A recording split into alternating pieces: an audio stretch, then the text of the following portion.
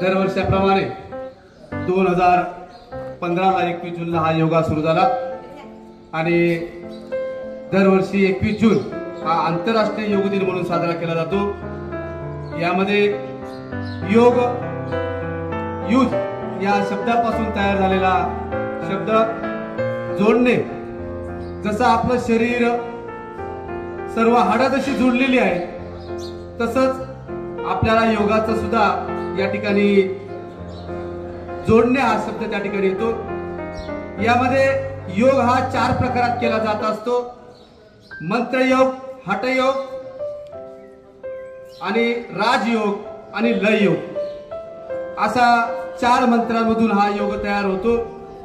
यामध्ये 8 प्रकार सांगितले। अष्टांग मार्ग म्हणतात योग प्रकारामध्ये। यम, नियम, आसन, प्राणायाम, प्रत्याहार, धारणा, ध्यान आणि समाधी या सर्व गोष्टींचा उच्चार केला तर योग हा शब्द एकच।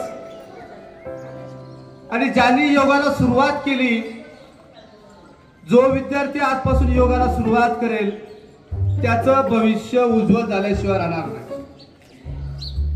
यामध्ये डिसेंबर मध्ये 2014 मध्ये संयुक्त राष्ट्र महासभेने एक ठराव केला आणि या ठरावामध्ये 21 जून हा आंतरराष्ट्रीय योग दिन साजरा करावा असं सांगण्यात आलं।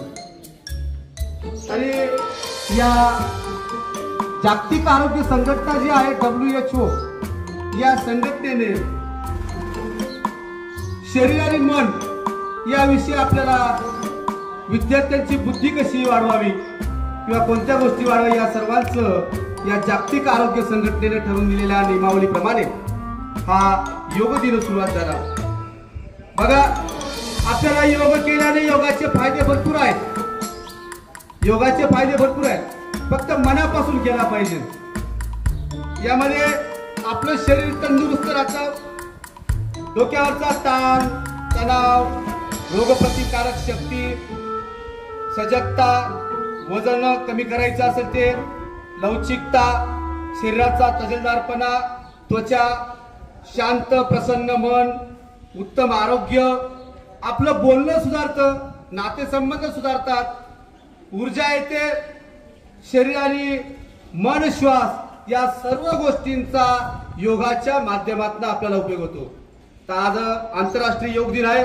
या योग दिनानिमित्त आपण सर्वजण योगा सुरू करण्यापूर्वी प्रार्थना करूया।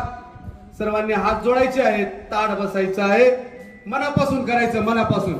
घरी आपल्या आजी बाबा आई वडील यांना पण शिकवायचं आहे, सर्वांना शिकवायचं आहे की आम्ही आज योग शिकलो, पण शाळेत नेमकं काय शिकलो तुम्ही ज्या वेळेला घरी सांगाल त्यावेळेला सगळे तुमच्या घरचे आनंदित होतील।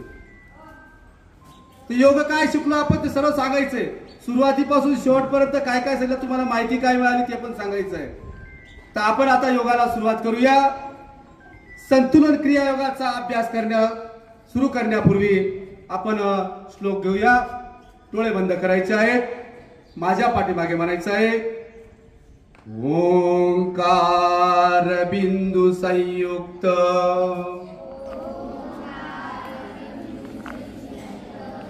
नित्य ध्यायन्ति योगिना कामद मोक्षद चैव ओंकाराय नमो नमः। आपण ओंकाराची प्रार्थना केलेली आहे, डोळे बंद ठेवायचे। आता मी जोपर्यंत उघडायला होतो उघडायचं नाही। ओंकाराची प्रार्थना केलेली आहे आपण। या लोकांमध्ये सर्वांची इच्छा पूर्ण होऊ दे आणि मुक्ती देतो तो प्राणावासहित ओंकाराला माझा नमस्कार आपण करूया। गुरुर् ब्रह्मा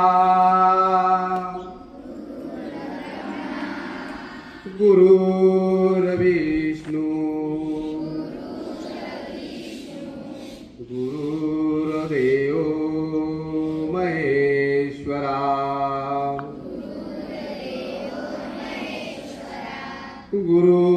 गुरुर्साक्षात् परब्रह्म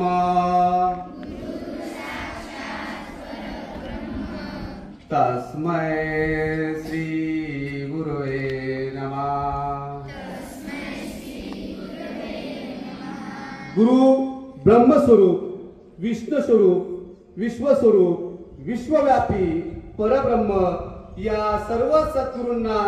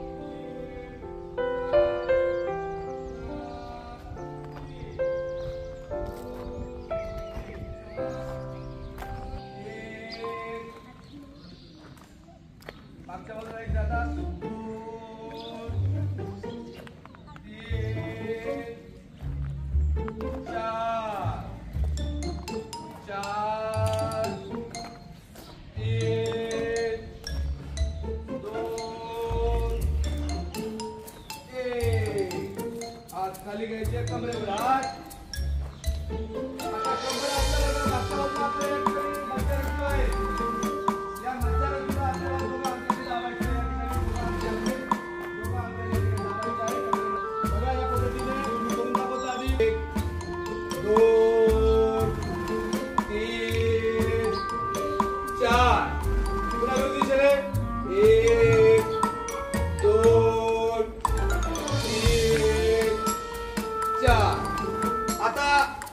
पुढचे पंचप्रो मध्ये नव्वद औषधाचा कोण करूया आता 1 2 3 4 पुन्हा विरुद्ध दिशेने 1 2 3 4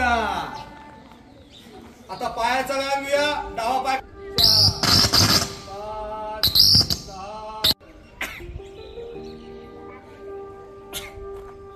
3 ला आपल्याला फक्त टाचा पंजावर उभं राहायचंय टाचा उंच करायचे आहेत 3 कानाच्या सरळ रेषे हात खूप छान अतिशय सुंदर करतात तुम्ही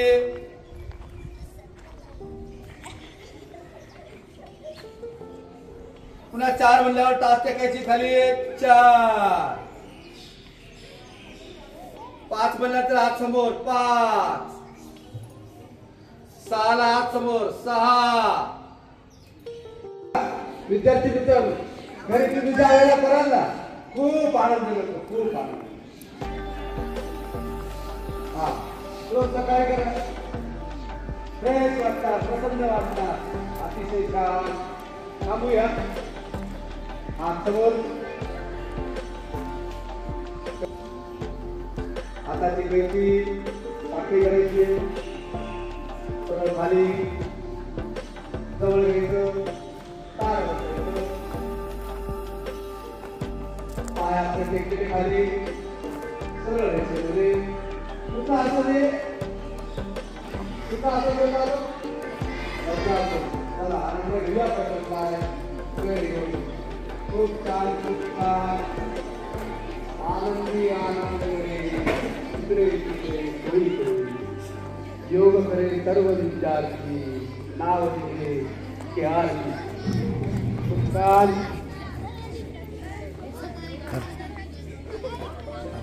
ठीक आहे सोडा हात पुढे घ्या टाकी सोडायची दोघा मागे डावा पाय पुढे उजवा पाय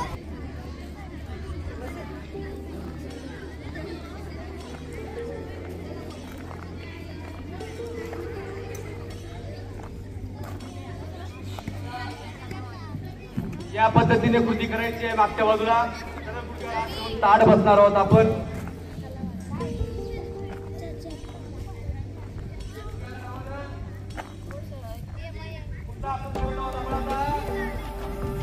वज्रासन. चला डावा गुडघ्यांचं दुखणं कमी होतं, पचनक्रिया सुधारते आणि हे आसन रोज जेवण झाल्यानंतर आपल्याला किती मिनिटं करायचं आहे. सुरुवात करताना आपल्याला आधी 5 मिनिटं, नंतर 6 मिनिटं, नंतर 7 मिनिटं, नंतर 10 मिनिटं बसला आपली पचनक्रिया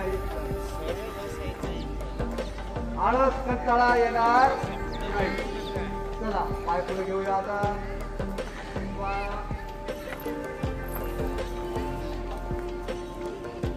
गुडघ्यांवर बसायचं.